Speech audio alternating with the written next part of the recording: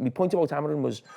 It's hammering twice. That's a red card. And I reckon after 10 minutes, every time he tried it, forget that. Back to 4-4-2. You can't control what's going on in that stadium, and that stadium will dictate what is going to happen in this game and how Liverpool are going to play. We could actually genuinely win the European Cup this year if our players come back. They laugh, but it could happen. You wait.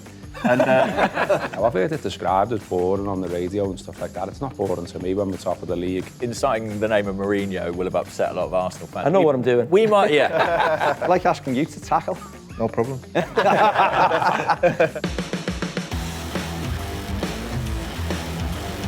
Hello and welcome back to the Fan Debate brought to you by Sky Bet. I am joined on my right by Paul Scholes and all our loyal fans who come and do the show. And also this week we've got Harrison here from the Overlap, who does a tactics YouTube channel. Yeah, show. Yeah. Show, breakdown. Breakdown, yeah. Go on, you explain it to me. Just a tactics show, so just basically keeping it along with every up-and-coming manager. Trends in the Premier League, players who are signing for different clubs. So, just started it this season and, it's going well, loving it. Brilliant. So we'll get into that and, as he said, the tactical trends that we've seen in the Premier League this season. But start the show, we're going to go with the quiz. And Jurgen, you're up on the hockey. It's you're the man to talk about your beloved Leicester. You spoke really passionately about them last week, didn't you? Yeah, I did. Got a bit of an argument with you. OK, so the score, it's 90 seconds, there's 15 questions, and we'll see how many you can get. As you can see, Lee, the Newcastle fan, is top with 10. Right. Which kit sponsor did Leicester have on the middle of their shirts from 1987 to 2001? Walker's Crisps. Who were the only team to defeat Leicester at the King Power Stadium during their Premier League title-winning campaign? Arsenal 5-2. Martin O'Neill managed which club prior to joining Leicester City? Norwich. Yes. Which player scored Leicester's first ever Champions League goal? Michael Brighton. Since the year 2000, 6 non-British managers have managed Leicester City. Name at least 4 of them. Claudio Ranieri. Ruud van Nistelrooy. Sven-Goran Eriksson. One more. Brendan Rodgers? No. You say non-British? Yes.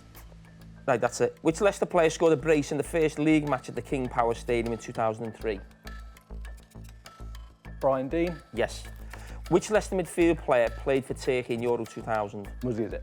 Yuri Tielemans scored the winning goal to secure Leicester's first ever FA Cup. Who passed them the ball? Ayoze Perez.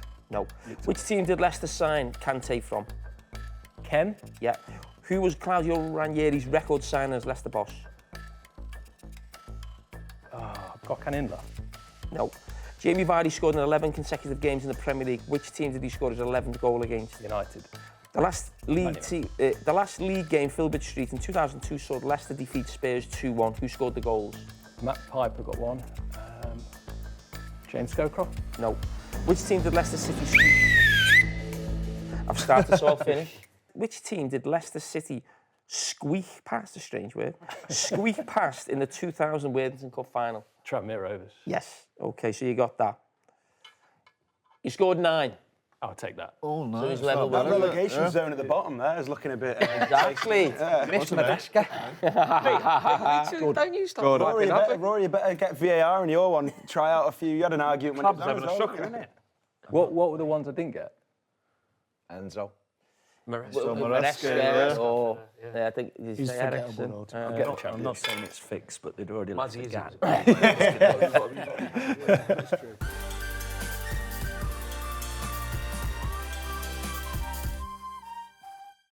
Scholesy, at the top of the show, we spoke to Harrison. We brought him on and to speak to the supporters and yourself. And speaking about the tactics in the game, do you think we speak about that too much? And that was, and also, was that something that was a big part of the success, for yourself at Manchester United under Sir Alex Ferguson? Well, it is spoke a lot about it a lot these days, isn't it? Of course, because people are analyse absolutely everything that's going on. I think Pep was probably a big part of that as well, with the stuff he started with the false nine as it was, and then he started bringing fullbacks into midfield, doing all types of different things, playing centre midfielders at centre half. So I think, that made it become more popular, I think, and now especially with Amorim coming into the club, he's got this certain way of playing. I don't think he really cares about what type of players he's got or if they actually fit into that system. But I think I know we're probably not talking about, but he's almost backed himself into a corner as if I've talked about this system all the time. I can't really change it now. It's going to look bad. The players aren't going to have that much belief in me if I all of a sudden change, where I think he probably should change if his players aren't right for it. But when we were coming, I don't think there was that many. It wasn't that tactical. I don't remember, Jamie. I don't know if it was different for you at Liverpool with different managers, but I had the same. It was more of a way of playing, of having belief in what you're doing. Not so much. There's always tactical tweaks where you can maybe man-mark one of their dangerous players or do something different that goes to 3 at the back, which is something we never normally did. We always seem to play the same way, so it was more our mindset rather than actually tactical positions. I think the big change, when you describe, Alex Ferguson would never be described as a tactician. No. Neither would Arsene Wenger. But then Benitez and Mourinho come into football and they were described as tacticians. So I think 20 years ago when we were playing, a tactician was someone who stopped the opposition. It was almost a defensive thing, and the attacking play was almost a bit... Well, certainly when we played, it was a feeling of... I had managers like Gerard Houllier and Rafa Benitez who were good at stopping the opposition and nullifying their strengths. And it was a case of, get the ball to Stevie and Michael Owen, they'll do something. Whereas I actually think the way the tactics have shifted now, I actually think a lot of it is on the ball as much now. I think it's actually... Almost every team in the Premier League wants to be the team who's setting the tempo, getting on the ball. It's probably Everton in some ways under Sean Dyche were like an outlier in the league. Maybe Nottingham Forest, even though you got great success. It is a case of actually, we're going to sit a little bit deep, see how the game unfolds. And I think that was probably the way a lot of teams played in the past. You were obviously more offensive than the teams I played in at Liverpool. But as I said, was it a case of, we go and play, we've got great players? Yeah, exactly. I think that's gone, almost, not the maverick player, but playing off the cuff a little bit. Players actually thinking for themselves. I think players young players especially these days, they want to know where they've got to be on the pitch every single minute. So they're always asking coaches questions, asking managers questions. And it wasn't like that for us. And I think you made a really good point there about Benitez and Mourinho. People say that tactical masterclass when they go to somewhere, a big club, and they draw 0-0. To me, that's the easiest thing to do, because all they do is sit on the edge of the box. Everybody doesn't move out of the position. It's so hard to play against. You do it every day in training, attack versus defence. It's so difficult at times, isn't it, to score. But yeah, I think the hardest thing in the world is probably to coach attacking play. You can't get in the mind of someone. Imagine Sir Alex Ferguson telling Cristiano Ronaldo how to go and beat a man. When you get here, you do this, you do that. Everything has to be imagination and almost making stuff up as you go along, and not just staying in your position all the time, which is what it's all become a little bit obsessed with. I'm sure you'll talk about, Harrison, 6s, 8s, 10s. You've got to be a bit of everything, do you know what I mean? Yeah.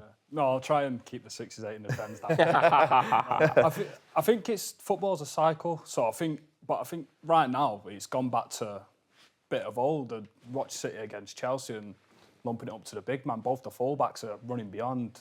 Forest are one of the miracles of the season, and all their counter-attacks are not choreographed, it's all off the cuff, like you say. Bournemouth, really good 1-2s all over the park, and it's gone a bit backwards, I think, and people always say that teams are playing like Pep. I don't think there's a team who are playing like City anymore in the Premier League. I think Chelsea maybe are trying to, but even Maresca adapted straight away at Chelsea. People like to say Spurs, they're well too fast-paced to compare them to a Guardiola team. Everyone's full throttle now, and kind of gone back to everyone wants the space, everyone wants the in behind, everyone wants to get at teams. And when you go, literally every team in the bottom half of the table, if you look at your Premier League fixture, you go, it's hard to go there, it's hard to score there. Everyone's played a Everton low block, a Newcastle press, you can't beat them. And it's like everyone, the obsession is about getting where you can hurt teams in behind. City have struggled this season because they play on the halfway line 75% of the game, and they can see goals on the break. And I think now teams have looked at it and gone, well, if we just sit in a little bit and the team comes on to us, then as soon as the ball's turned over, we've got 40 yards, 40 metres, whatever, of space to play in. And it's like, that's what it's all about now. And I think Ruben Amorim, people was his possession-based coach, watched us against Fulham. We're lumping it long every single time. We're trying to run in behind every single time. Spurs, everything, end-to-end, high throttle, Bournemouth, Newcastle, all the best teams in the Premier League have gone back to this kind of counter-attacking nature and making the football the fastest it's ever been. Alison, it's funny because, listen, we do the show Monday Night Football, so I'm a little bit obsessed with how teams are doing things and slightly different, and I love Amarin coming in just for me, you know, to a different system, what you're doing with the players, so I get really engrossed in that, but I never believed there's a right or a wrong way to play football. I just think it'd be good at what you do. So, Baz, you're talking about Everton, on the edge of our box, nightmares, not about, you know, Dyche, we're hoping for a corner. But you actually look at Everton's stats, but you look at Nottingham Forest stats in a lot of areas. They're almost playing the same way, but they're just doing it better. They've got better players to play it down. So it's not like Dyche, you know, we've all got how we think the game should be played or how we like it, but there's no right or wrong way. So when you say like teams are playing this way now, as if like this is a shift as such, I think managers always have their idea. It's just being as good as they possibly can be. So Iraola is not all of a sudden doing that. He's been doing that because he was influenced by Bielsa. I'm convinced if you were a coach or I was a coach, a lot of my influence would come from the managers that I had. Of course, Because I always remember something Jurgen Klopp said, and I thought was really good. He couldn't coach Pep Guardiola football because he wasn't educated by Johan Cruyff. He was educated by his guy at Mainz. It was all about a 4-4-2 pressing, you know, obsessed with Saki. And I think a lot of football, if you go back to coaches, it almost feels like you're either Cruyff or Saki in some ways, where your big thing is off the ball and pressing and winning the ball back, or Cruyff, where it's about being on the ball more. And I think both of those ideas merge together. You know, Pep Guardiola's team are brilliant at winning the ball back. Klopp's teams are brilliant on the ball, but we have to pigeonhole them in some ways and a certain style in different ways. But I don't think something Pep said, I think last week, didn't he, about what you've just said about, you explain it, Harrison. So he's basically saying that the modern team, the modern way to play now isn't a Manchester City brand of football. And if you actually look at the way City play, they need pretty much the best player in every position on the ball, at least, to be able to play the way they want to do. We've all watched Southampton this season. You know, we've all seen teams trying to play out from the back, losing the ball in the box and conceding multiple amount of goals for it. The way to play, he's saying, is your Bournemouth, your Brighton, your Newcastles, and what they're doing is they're all recruiting physical. They're all going fast, direct, big lads across the park. And it's long ball football. And I think it's really interesting that Pep's saying that, because in response to it, Iraola did a similar interview and he said that doing this thing where you've got to stand in one position, as Scholes was talking about, and limiting and pigeonholing players in one position, it kind of kills off individual quality. You know, Maresca was from the Pep school. He looked at Cole Palmer, and Cole Palmer's got a free role. He doesn't have a set position to stay in. And that is how you adapt to like other personnel. But you know when Pep said, I get what you're saying, and I read those both interviews, but that doesn't make me think Pep Guardiola's going to change and do what they're doing. I don't think he's will. Still going to do his thing. So the thing that these other managers do, and that's their thing. They're not. Do you understand what I mean? It's about being as the game sort of moves. And do you remember when Conte came in? Yeah, and everyone started playing three at the back, didn't they? Yeah. Do you know what I mean? Because they won the league. So I think, well, we'll have a go at that. So I think there is definitely an influence of teams who are being successful. You know, people will look at Nottingham Forest and think, how's he going about that? He hasn't got the best players, or they've got a certain way of going about it. So I think everyone's just trying to take little bits, aren't they, from everyone. But Rory, you had a question. Yeah, I was wondering, you know, obviously you've lived both lives now. You've been a player at the top level, and now you're doing like something like Monday Night Football, which is an appointment to view for everyone. Does the diligence that you had to put into being a player, so the revision that you had to put in before, say, a big game coming up against Arjen Robben or someone like that, the work that you had to put in there, how does that compare now to doing it, but doing it as a pundit, like the revision and the work beforehand? It's a bit easier than going up against Robben. I'd rather do that. I think I wouldn't say I watch more football now, but I'm watching it more analytical, you know, before Monday Night Football, whereas if I'm coming against Robben or Drogba or whoever it would be, you'd probably have a 10 or 15 minute video that the club had put together, and then you go and train every day. But I would say now I still think about the game as much as I did as a player, as I do now, probably because of that show, you know, what we put into it. But I think the big thing of doing that show is very mindful of the fact of not always saying, we used to do this or we used to do that, because it is 20 years ago. You forget, it goes like that, and you're thinking, wow, 20 years, and things move on, things change, the game gets better, it's more technical.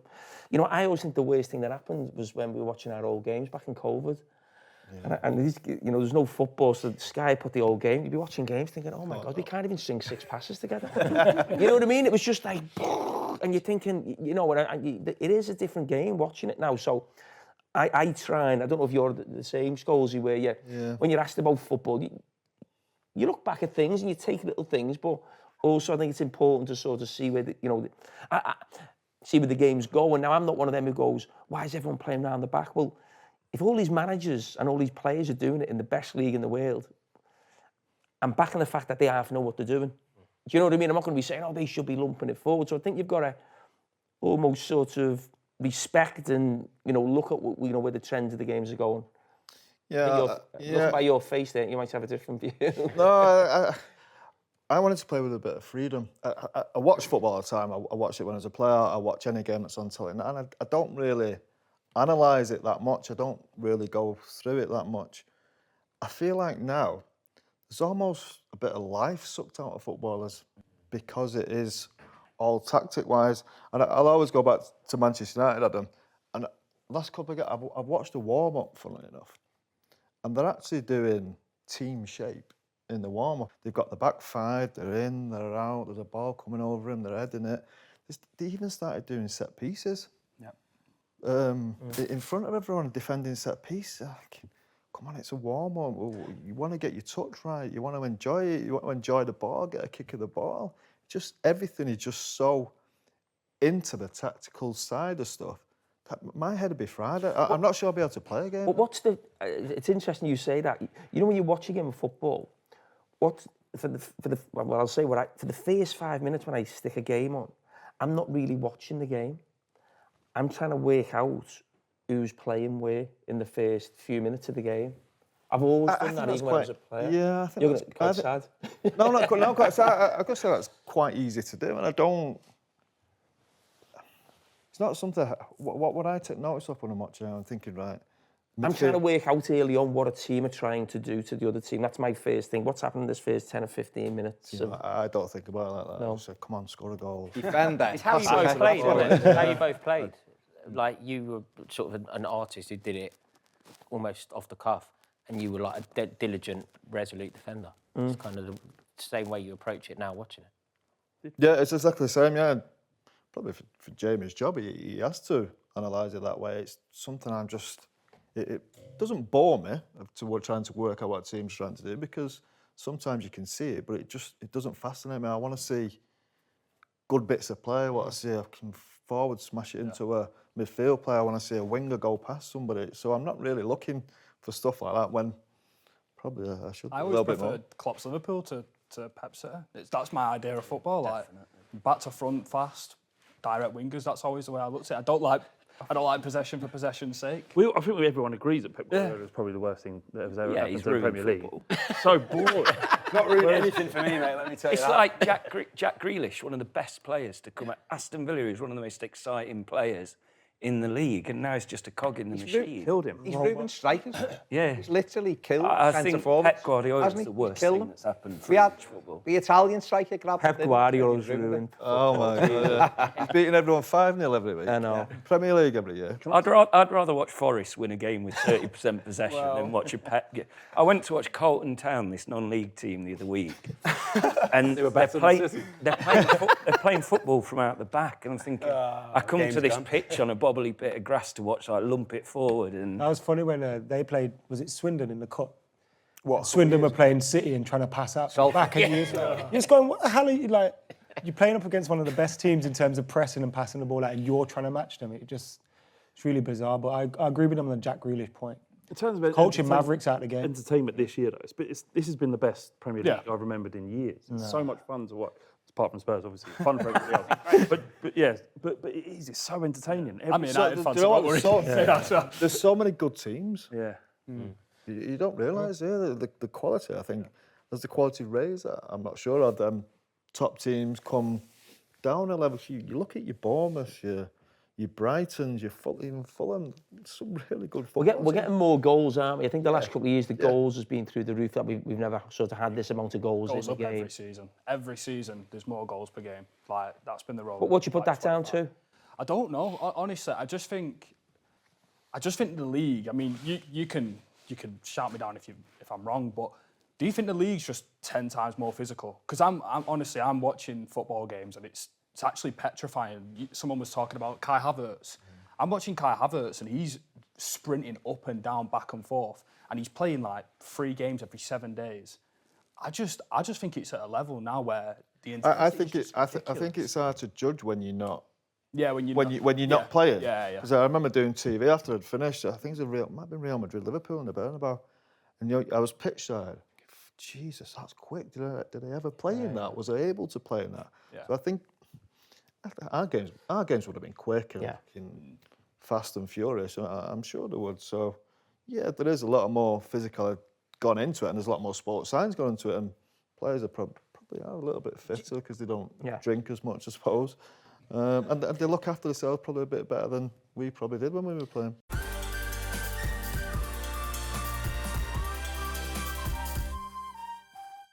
Gareth, can I ask you about the style shift with Klopp to Slot? And there's been a little bit of talk, probably in the first half of this season, that at times maybe the atmosphere in Anfield isn't what it was under Klopp. And is that down to the style of football? Yeah, I mean, it's definitely a little bit slower and a bit more deliberate and a bit more considered. But I think that makes all the sense in the world for me, because one of the things that I think did for us previously was that we ran out of energy and we started to pick up injuries and players looked knackered, basically, trying to play the Klopp football all the time. I think under Slot, he's obviously a big thinker. It's very deliberate what he does. But, we said on the show last week that he's improved loads of players. And one thing I wonder about is, I mean, I like what Scholes said, because I look at it in the same way, and that I want to see individuals express themselves. I want to see that skill. I love John Barnes. I love Steve McManaman. Like players that just run at you. And there's no way you're coaching that for me. That's just off the cuff. You're not thinking about it, you're just doing it. It's not the part of the brain that you're engaging to have a big think. It's just something that comes off the cuff because you're good at football. I want to see that. I want to see mavericks. And sometimes I think, does it get overthought, all this a little bit? But, if you look at Liverpool, I'd say Diaz is probably the one who's most maverick, if you like. He's the one most likely to go on a run, take on 3 players, do whatever. But he was doing that under Klopp, but in a frustrating manner. Like, he'd get into the box and he'd be knackered because he'd run too far or whatever. And I just feel like Slot's tinkered with it and said, I'm not going to take away from that, but arrive in this play. And obviously he's playing through the middle and stuff like that now. So it's quite clever what he's done. It's not boring for me.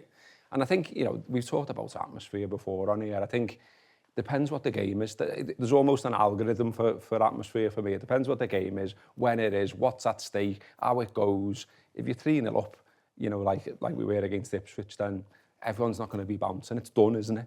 Do you know what I mean? Everyone knows it's done, and you're basically watching it, counting down to when you can go to the pub.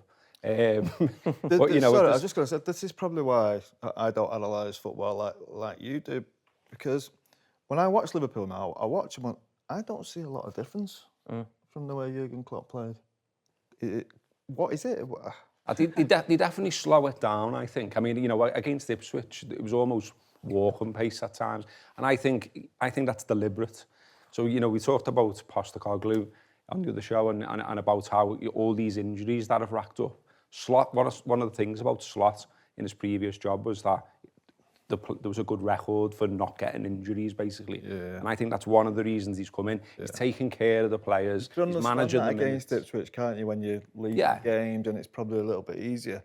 But I still think they'll not revert, because I don't think they've gone away from it much, but Klopp, say you've got a big European game at home, I still think that's going to be 100 miles an hour for the first half an hour. I don't think it's going to be much different, because the players aren't that much different. You're interesting you said that, Scholes, because when we were analysing that on Monday Night Football, there was a game Liverpool played in about October, November. They played Brighton at home. They were getting beat 1-0 at half time. Yeah. Now, Liverpool scored 2 goals within, including before you kick off as well. I think it was about 90 seconds, so it was basically about probably 40 seconds a minute in actual gameplay. And I said on it, as soon as Liverpool scored, we kept the whole thing on. I was like, the crowd are going nuts. No matter what your message is as a Liverpool manager, and I'm sure this happens at other stadiums, you can't control what's going on in that stadium. And that stadium will dictate what is going to happen in this game and how Liverpool are going to play. There's no way when Liverpool go 1-1, the support in that stadium would accept Liverpool taking the extra pass. It's Anfield, it's 1-1, and he said the game state is, we've got to go for it. And you're right, in European games, if Liverpool get into the quarter-finals, semi-finals, the first half might be a bit like slot and how they want to play, but if that game's not going how we want it to go, that crowd will just pick that game up and say, this is what we're doing, that's how we're going about it. So there is still an element of that, but I agree with you, I don't think the whole reason they brought him in was because it wasn't a big shift, but it was just a slight thing. Even messages he gives, doesn't he? He wants them to play the extra pass rather than permanently going sort of long and looking in behind. Yeah, you can tell that, can't you? They're almost the creating chances. He's always referencing XG and stuff like that, isn't he, Slot? They're creating chances and they're almost waiting for the better chance rather than taking any chance, aren't they? There's not too many pot shots, I don't think, under Slot. It's keep working it, keep moving it, and then when you see the opportunity, then you go, then you take that chance, you play that ball, you have that shot. But he's got them thinking about that. But you know, I've heard it described as boring on the radio and stuff like that. It's not boring to me when we're top of the league, you know, top of the Champions League, in the semi of the League Cup, still in the FA Cup, etc. What's boring about any of that? Shots fired at Jason Cundy. James, I want to come to you because I said something on the style of Arsenal at the start of the season, something I've been thinking about probably for about 6 months now. Talking of boring, we're going to... But, I mean... Do you think it was fair? And it wasn't a criticism. I think it was taken as a criticism, but almost that I felt like Arteta, when he initially came in, this team's morphed into a more physical, direct team. I said Jose Mourinho. He's almost gone from trying to be a Pep Guardiola when he first came in to almost like winning the league a Jose way in some ways. Is that fair? Is that what the fan base believe? Is the team morphed in the last 2 or 3 years? I think it's you know, inciting the name of Mourinho will have upset a lot of Arsenal fans. I know what I'm doing. We might, we prefer to say he's got elements of George Graham. Do you know what I mean? That's something. David Moyes. David Moyes, he was managed by him as well. Listen, I think that out of possession, I think Arsenal are probably the best. Like they're so good structurally. But it's interesting hearing this conversation about that kind of maverick X-factor thing. That's something Arsenal fans talk about missing in attack. You know, that Alexis Sanchez is often brought up as like a great example of that. A guy who was kind of system-proof. He did what he was going to do. It didn't really matter. And Arsenal fans are always thinking, we just need someone with that little bit of sort of magic. But I'm not sure if you took a player like that, you know, would it be a bit like the Grealish situation where... Is that not Odegaard, though? Odegaard. Yeah, he's got a lot of magic to his play, but I don't know, in attack, in the front three, I think there's a feeling that Arsenal are sort of a very system-based. Like, you did a bit on Monday Night Football, Jamie, about the way they attack and the areas they attack. So much of the time it's going down the flanks, and it can feel a little bit predictable. Do you think that, obviously we did that analysis, we don't know, we can only look at the numbers, but do you think that is deliberately coming from Arteta? It must be when you see the numbers that stark. And I think in the back of my mind, I'm convinced you're playing for corners. Yeah, well, they go down the outside a lot, don't they? And in a sense, why not? I mean, I think Arteta, that's why he is a bit like Mourinho, in that he'll look at every single area and be like, how can I squeeze an extra few percent? And they've really done that with the set pieces. I just think it's interesting, you look at a player like Martinelli, I remember him coming into the team, kind of 17, 18 years old, and he was all over the place, you know, for good and bad. But he was like, had this real kind of individual expression in the way that he carried the ball, he dribbled with it. And now he's become a player where like you can almost see the manager's like instructions in the way he moves, the lines he runs. And I just think there's a balance to be struck there. You can't argue with what Arsenal have done. Like, their results are great and they score loads of goals. But as someone who's kind of maybe brought up on the Arsene Wenger approach, which was so much about the artistry, the individual expression, I have to be honest and say I do sometimes miss that. Do you think, like, Scholes brought up Odegaard? I'm a big fan of his. I think he's like really good player. I think highly of him. But there's been a lot of times where he gets into positions and often turns back, and you hear fans kind of moaning and clipping it up. And do you think that is him and maybe the fear of losing the ball sometimes, or do you think that comes from the coach and the tactics? I think to be honest, he's having a tricky season. I think his form has been down. He obviously missed a couple of months with injury. I think he's got 1 goal from open play, something like that this season. Sorry, just one sec. Imagine him with a centre forward though. with a proper centre forward. Yeah. Odegaard's a brilliant player. He can put a ball anyway you want. He hasn't got that. And number 10 needs that in front of him. No, I don't think Havertz is that type of player. He might make the odd run here and there, but you're thinking, like, Isak or Jurgen, the lad from Villa. If he had that in front of him, it makes him become a better player as well because he's more involved with goals. That's fair, because Havertz a lot of times coming back and combining with Odegaard, and they're trying to do that thing of getting Saka and Martinelli in behind. They haven't really got that central player. Yeah. City did it, right? City won the league without one, but they were absolutely exceptional in every other position at that time. I don't think Arsenal are quite at that level. Do you think Arteta wants an archetypal number 9, though? I think he's happy with that false 9. That's why he bought Jesus in, why he bought Kai Havertz. I think what it is Arteta... Isn't that many around? No. Yeah, that's Well, Tony was available, wasn't he? He was available there if they wanted him. Is Tony going to win you the league? No. If you offered Arteta Isak, he'd take him, I think he is thinking of the other elements almost before he's thinking of the goals. Yeah. You know what I mean? I think he's thinking, I need someone who can link the play, who can lead the press, who can combine, who can move into wide areas. If they score 30 goals, great. But I don't think that's been top of his list. Didn't he buy Havertz for kind of like a deeper role? Yeah, originally. In the midfield. I think they hoped that he would play a kind of midfield role and push on.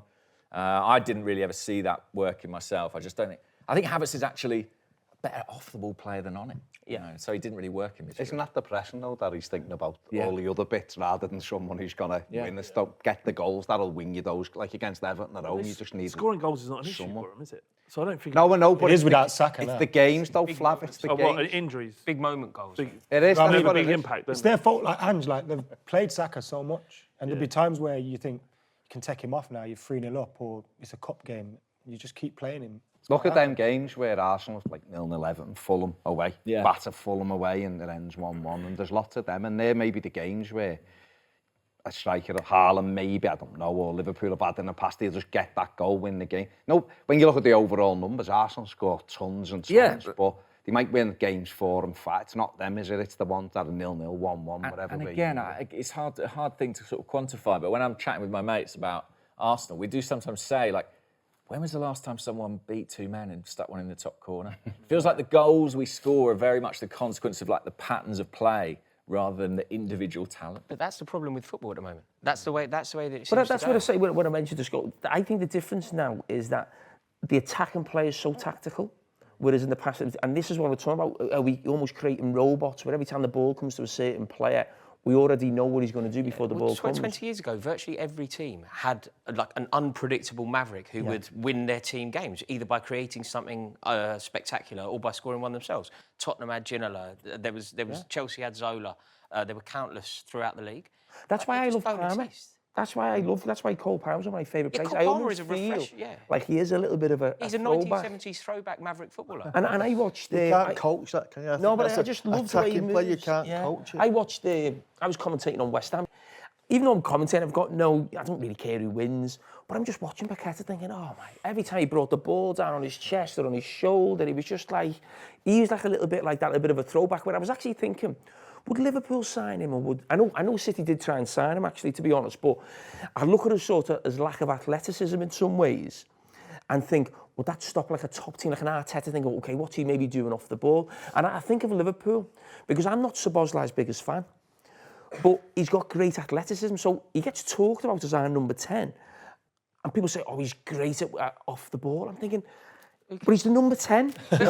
He scored 3 goals, and I know he does a great job for the team, but I was actually thinking, Slot would probably prefer Szoboszlai than maybe a Paqueta. But nobody dreams when they're 11 years old of being a great system player, do they? No. Like, where are these players? Like, the creativity. Yes, coach. If it wins your trophies, Foden, Grealish. mate, you dream of winning trophies. You don't dream of what you do. You know what I mean? You might dream of scoring a goal. No, but when I was a kid, I'd try and hit the crossbar and it'd bounce in and I'd think I was Tony Yeboah. Like, that was the dream. Like, now, where are those players? It's all, that's gone at every level. But if I... Because when Dyche was there, he was asked about playing in Jai as a number 10. Yeah.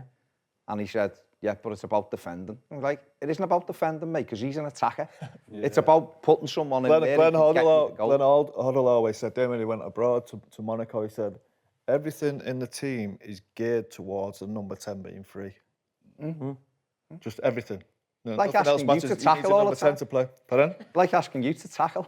No problem. But everything else, the other way was incredible. That way, not Did so Alex much, Ferguson ever go, just, can you Every game, before every game I walked out. don't smash it? What, he said, watch your tackles every time I walked out. Did he?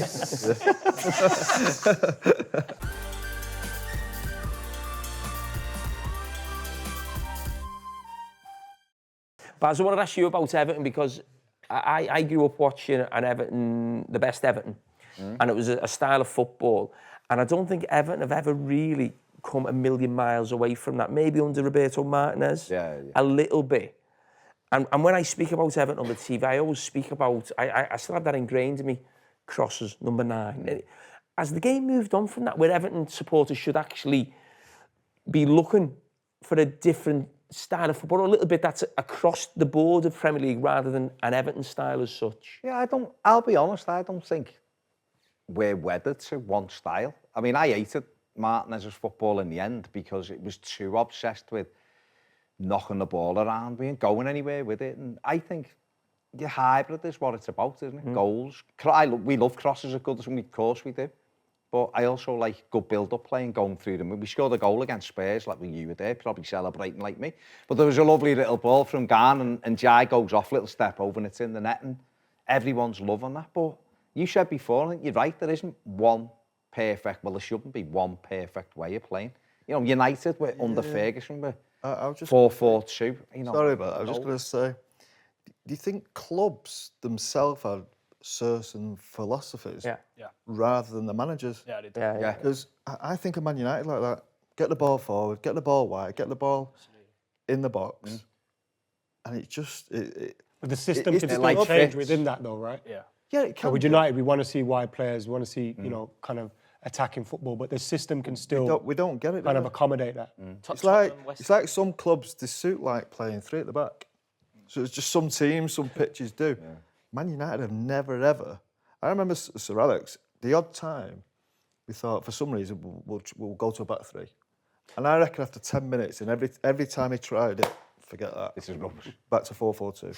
It was interesting It watching us just the other doesn't day, feel though, right at the because ground. I don't know if you agree, but there was times the other day where we slipped into a back 4, where Delo would kind of... Do you know what? I think that happens. Is that without the ball? You can do that in any system, can't you? Any system sometimes can look like 4-4-2. It can look like anything. It just...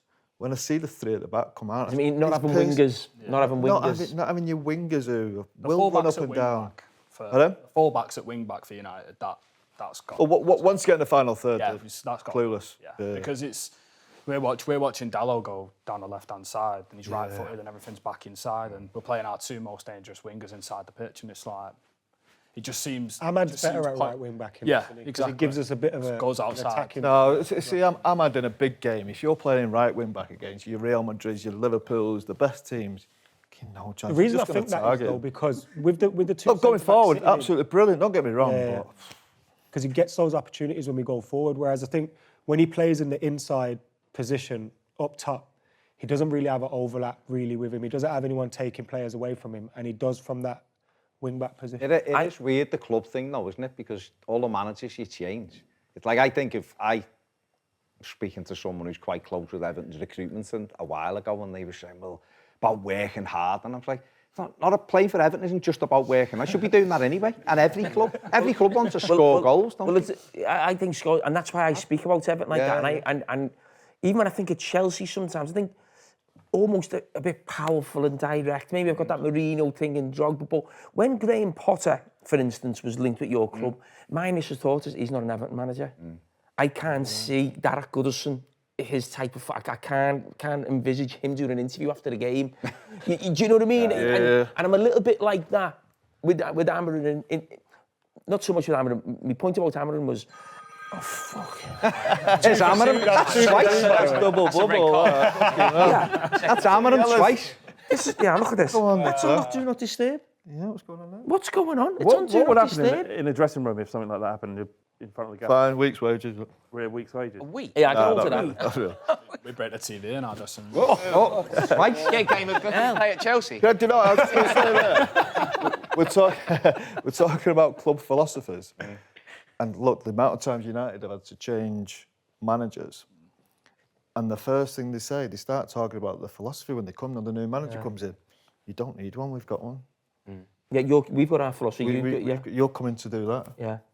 That's probably why it's been so bad for United. If you look at all the squads after each manager's come in, it doesn't suit the last one. After Moyes, you've got Van Gaal. After Van Gaal, you've got Mourinho. After Mourinho, you've got Solskjaer, Ten Hag. None of them. They tried everything. Yeah, and none everything's of just them. been a. After a month, I think, a couple of months, Ten Hag went, I can't play my football anymore. Like, he was like, The second game, we played Brentford away. And if you actually look at the second window, with the majority of the managers, they get all their players in. So Ten Hag got, your Anthony, your Martinez, your Ajax players and all that, Andre Onana. And then the second season kind of just dwindles out, new manager comes in, and then he don't want them players. They did that. He got two more Ajax players, then he got Delict and Masraoui. That's why Lopetegui was never going to work at West Ham. If you think about the way that their fans want to see the football play, like they genuinely believe they won the World Cup, and then they suddenly got really defensive style. It's never going to work. Adam, have you got a question? Sorry. My question was kind of answered earlier, but between 99 and 08, I know you kind of suggest like tactically there weren't too much information, it wasn't an information overload, but what did Fergie change mainly between? I know we kind of went to a 4-3-3 in 08, but was the message still the same? Was it just different formations? There was slightly different formations, but no, the message was always the same. You express yourself really. You get to the ball, you pass the ball forward, you run forward, you get goals. Obviously, you don't want to be conceding all the time. And what a big thing we changed from 99 to 08 in European games, we say 4-3-3, it's more like a 4-5-1, really, especially in games away from home. We going to Barcelona, was going to a lot of games, and we just tried to, because we knew with that 4-4-2 we were playing, it was brilliant, it was exciting, you were scoring 3 goals, you were letting 3 goals in, but it just couldn't carry on that because we wasn't being successful in Europe. There was obviously something wrong. So we started getting results, and we probably went quite boring, to be honest with you, especially in the away games. You pack in the midfield, people like John O'Shea, Darren Fletcher. So we'd move Rooney out to the wide areas. Rooney out to the left-hand side. Ball, yeah, we played with one centre forward. And some of our games must have been horrific to watch if you look back. There's some 0-0s, 1-0s, but that was the way we had to adjust to try and compete with them teams. And look, you're still at home. You're still, especially when you played the 4-5-1 at home, you're still going for it. You're still passing the ball forward. You're still running forward, but you made sure you were in your shape and compact. But these teams, they can batter you in midfield because they're technically so good.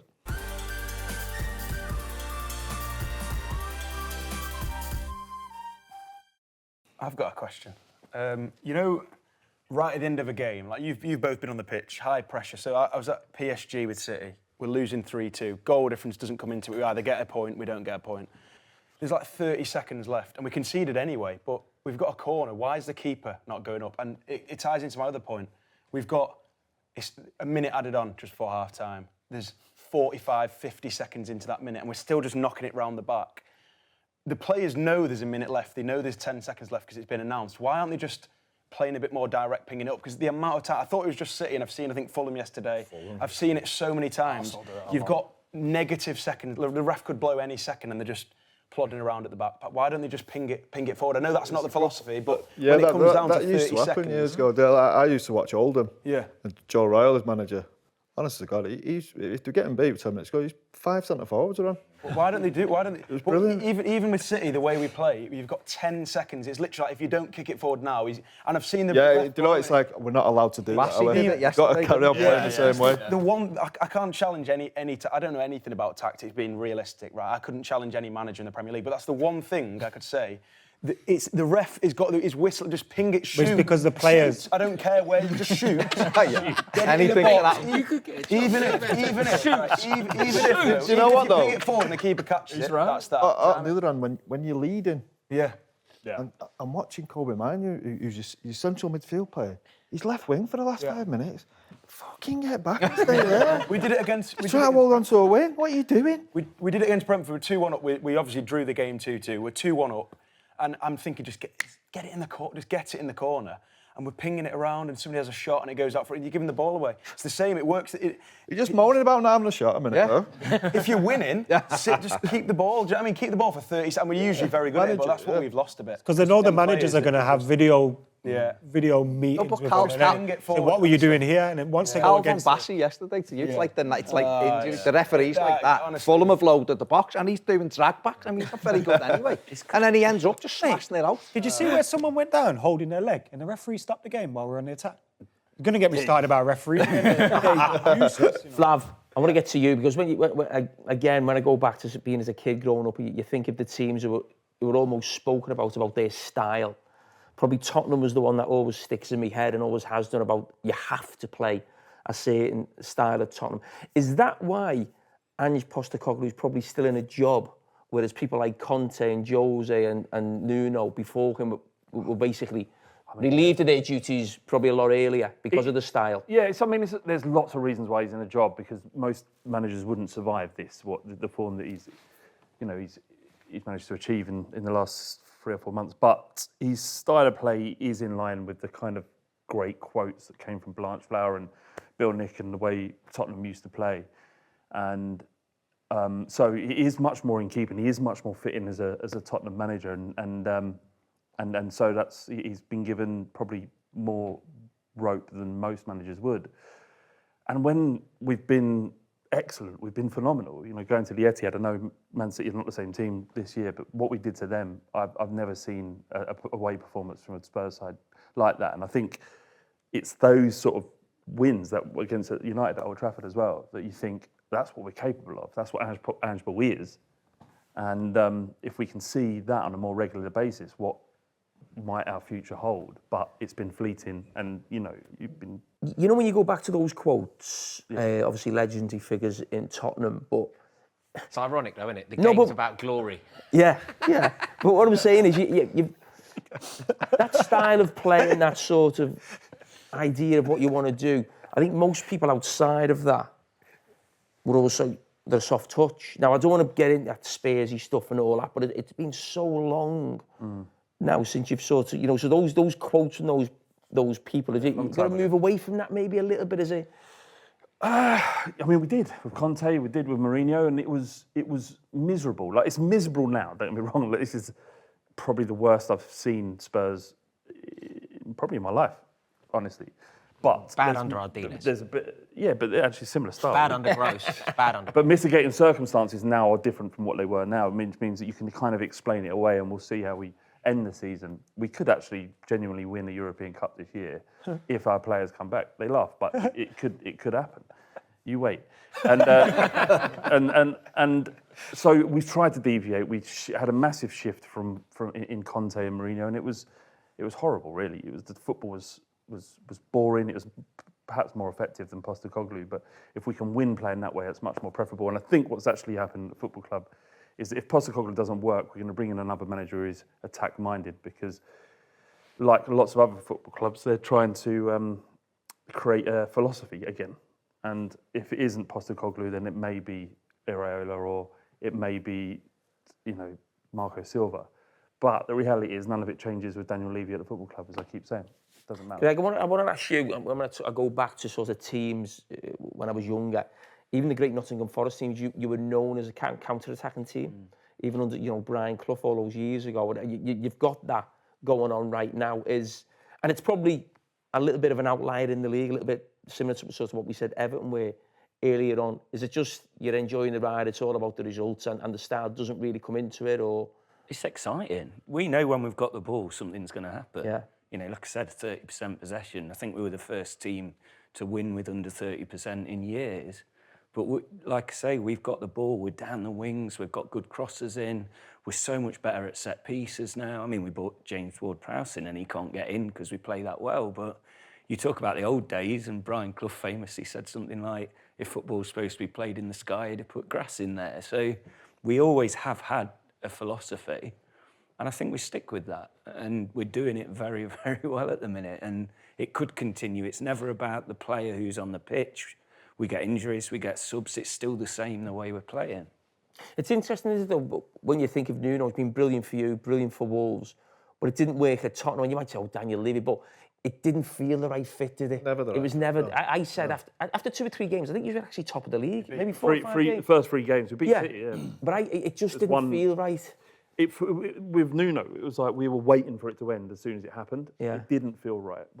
And the expectations, perhaps unfairly, are different at Tottenham than they are at It's Forest. funny, though, because you spoke earlier about, I think, currently you've got a 50% win or lose rate, haven't you? And that's what it was with Nuno when you sacked him, so... What are you saying? Well, I'm saying, like, it's maybe a bit hypocritical that we're still so... Well, you're lucky we did sack him. Would reckon? Postecoglou be sacked 'Cause you've if you done so if you well. weren't 1-0 up against Liverpool in the... I mean, you're not going through that. Would Postecoglou have been sacked if Liverpool... If we you hadn't... weren't 1-0 up in the semi. No, not really, because the messaging from the club, in my opinion, probably, but from the messaging from the club is that they're backing him. They think the injury crisis is a bit of a freak situation and it will all be fine. Whether that's true or not is another thing. Would you take 17th if you won a cup, though? Aren't we talking about Forest? Literally said 2 words and now it's all about Spurs again. It's more enjoyable. What was the question? Would you Are you take gonna get relegated? 17th? So you just, or whatever, you just about stay up, but you win a cup, Europa. 15th now? Yeah. Of course they will. Yeah. I would take just Would you beating take that relegation start in of the the Europa year? League. Would you take that start of the year? You'd have to. We haven't won a cup in... You'd take a Wigan season. I mean, to I win was a cup. 4 last time you won a cup. They've won 2. Adam, He was just a rubber. I'm just going to ask Adam a question. Might sound a stupid question. Would you rather watch us play or Tottenham? As like a fan of the club, would I rather be a Spurs fan? No, forget about a fan. Just What's the game? as a neutral. If I was As a neutral watching a game of football. He's got you there, hasn't he? It's a good question, to be fair. Spurs games have always... It's very difficult to watch us play football these days. But when it works really well for us. When? Like when we beat City and stuff. I'd rather watch it play. Yeah, but that wasn't good football, was it? Some of it was. I think was there were hanging in periods there. of The that last game 5 where minutes was brilliant. we don't kept get me wrong. possession really well, and we looked like a proper team in some parts of that game. But yeah, Spurs are probably the most entertaining team in the league. Yeah, I'd say that. Good Even and when bad they're losing. reasons, though. Good and bad reasons, yeah. Right, I think that's been the way for a long time. We're going to wrap it up. Addison, you want the last shout on anything tactically, where you think we're going, where the Premier League's heading, what you think might be happening next season? I think people at Forest are proper apology. Honestly, like they Which were people in particular? No, honestly, like if you actually look at your squad, it's like you were planning for Nuno. Yeah. It's ridiculous. Like Callum Hudson-Odoi was like 5 million. 3, I think. 3. That is Alanga like 15 million. Our whole back 4 and goalkeeper was 50. Morgan Gibbs-White was like their record signing. I think they're still record signing. Elliot Anderson from Newcastle, and they were like the only 2 that they've gone out and like. But if you buy 50 players, they're not 11 going to be. No, but I mean us the third or second. So like something's worked, and I think you're looking at all the teams like there could be 6 teams out of the last 6 promoted that are going straight back down, and everyone's trying to find a model to do something. The Forest have done it, and whether or not it's the right way or not, they have done it. So His face. Look at Greg's face. I don't know. It didn't come from the couch, though. That's what I want. I just He's like, enough shit and something will stick. I hadn't even mentioned the 4 points. I definitely give you shit at the time as well, but like it's worked. And Throw enough shit and something will stick. It didn't work at United. but no, I just think it's. I think it's probably the most level the Premier League's ever been in terms of the mid-table. I think if you actually look at like 5th to 10th, like we are, like Manchester United, you can agree with me. We are not like factually one of the top 10. Not even like we went into. I think everyone would Brighton agree game, with that, yeah. But we went into the Brighton game and people were talking about an upset. Brighton have been better than us for 2.5 seasons. It's just like it's not an upset. No, the upset was us beating. The upset is the Fulham game. Like that's an upset for me. So no, I think all the mid-table teams have. The recruitment now is just ridiculous. I think even Leicester have got a player, that El Canus, who's just like, you're pinching players for like 10 million and they're brilliant. Like, I think it's really hard to compete with, even if you've got so much money. So, yeah. Right, well, thanks everyone, and that is the end of another edition of The Fan Debate, brought to you by Sky Bet.